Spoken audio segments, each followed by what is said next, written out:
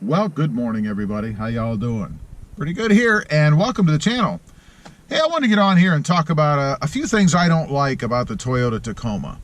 You know, I did a video, I don't know, a few days ago about the things that I really loved about the truck. But it's inevitable. There are going to be things with any vehicle that you get, be it a truck, car, or whatever, that you don't like. Things that you would like to change, things that you kind of scratch your head and think, why didn't they do it differently, or why doesn't it have this? I don't know. But these are a few things that I don't like about the Toyota Tacoma. And the first thing is, has to do with the entry, I guess.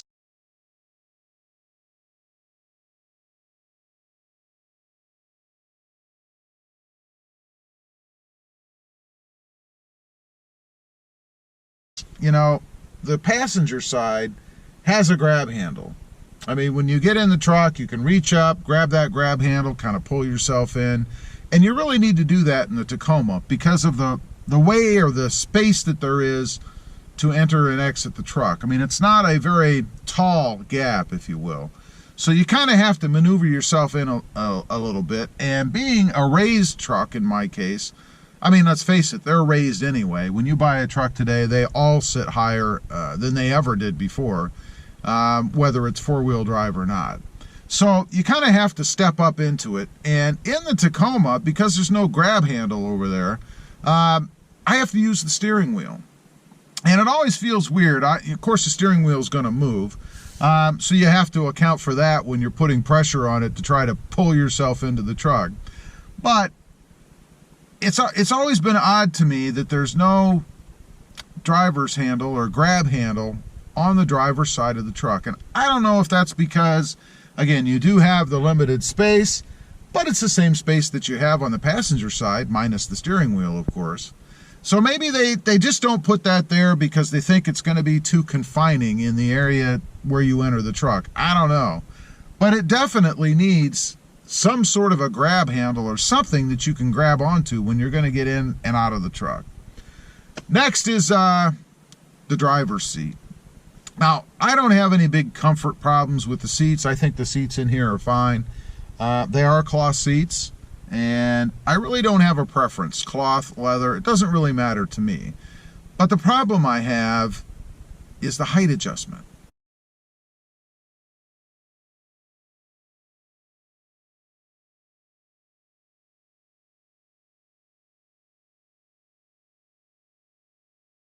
There is none.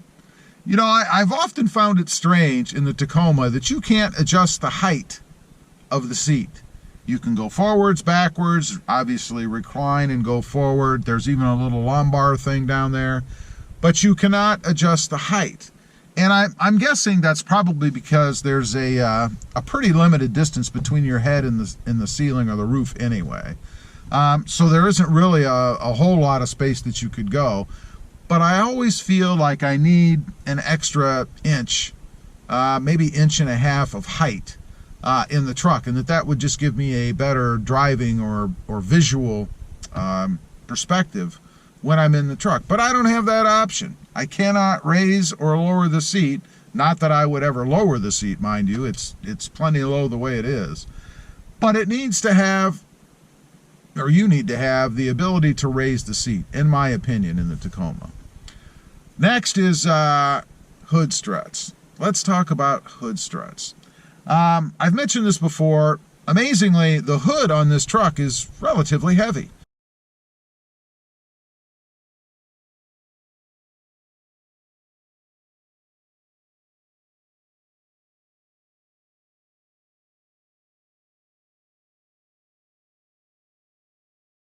The first time that I put it up, I was a bit surprised. I didn't expect it to be as heavy as it was. It kind of took a little oomph to get it up, you know.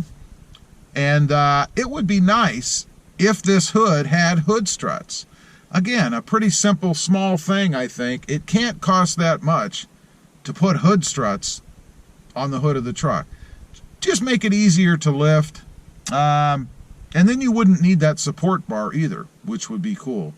I find that sometimes in putting that across to, you know, secure the hood, you kind of scratch around that area. And that's just asking for rust. and none of us want that. No auto headlights.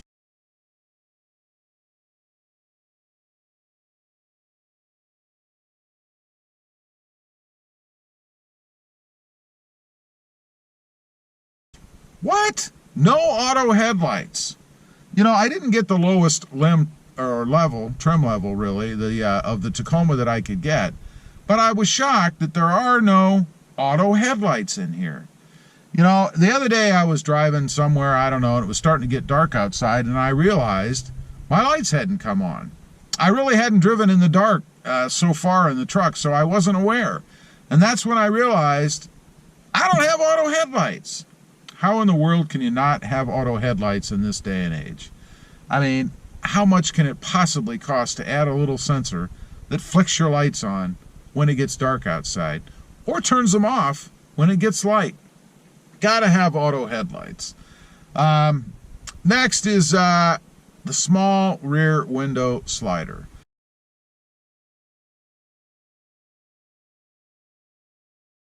This is kind of a picky kind of thing, really. You know, I was spoiled. I had the Tundra, it had the fully retractable rear window, and to be honest, that's one of the reasons that I bought that truck. I know it's pretty petty, right? But that's one of the reasons that I got the CrewMax Tundra, is because I liked having that rear retractable, fully retractable window, as opposed to the little portal type window that the Tacoma has, for example. The Tacoma slider, of course it has one, but it's that little dinky square window, you know. It's good for letting air and stuff in, and I guess if you wanted to toss something in the bed, you know, that wasn't going to fly out, you probably could. But I just don't understand why, especially since Toyota, who I think is the only one that does this, has the fully retractable rear window. It would be awesome if we had that in the Tacoma, and again, I don't know why they don't have it, but that would be one thing that I don't like. The transmission engagement point.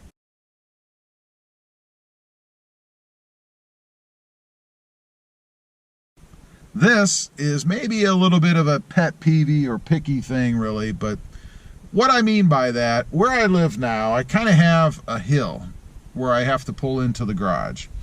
And when I pull into the garage, I'm parking between two support columns, if you will, for a lift that I'm parking under. So I can't just whip into the garage. I have to kind of pull up on the hill, stop, you know, make sure I'm aligned or get aligned right or whatever before I pull into my garage. Now, one thing that I've noticed in doing that is when I pull up and I've got the truck where I want it, you know, and I'm going to go into the garage, I hit the gas and I hit it rather lightly. You know, I'm not going to floor it because I'm still watching the mirrors and stuff as I'm pulling in, right? So I'm kind of just giving it a little bit of gas, and I found that the truck starts to rev up. You can hear the motor start to rev up a bit, but I'm not moving. And the reason for that, I believe, is because of the engagement point of the transmission upon acceleration.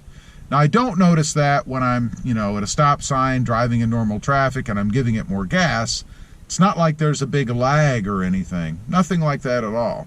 But when you're sitting idling on a hill and you let off the brake, go to the gas, depress the gas slowly because you're trying to not run into something, there is a noticeable lag between when the truck starts to rev and the transmission actually engages and you move forward to wherever you're going to go. A little bit of a pet peeve, like I said, but since I do it so often, I notice it all the time, and I just don't understand what's going on, why I have that lag. It must be communication between the drive-by wire and the transmission itself. I don't know. Anyway, I just wanted to get on here, talk about a few things, actually 6 things that I don't like about my new Tacoma. None of them are earth-shattering. None of them are reasons that I'd say, God, why did I buy this thing? I need to take it back. No, I do love the Tacoma, but those are just a few things that I don't like. As usual, appreciate you guys watching. Please give this video a big thumbs up.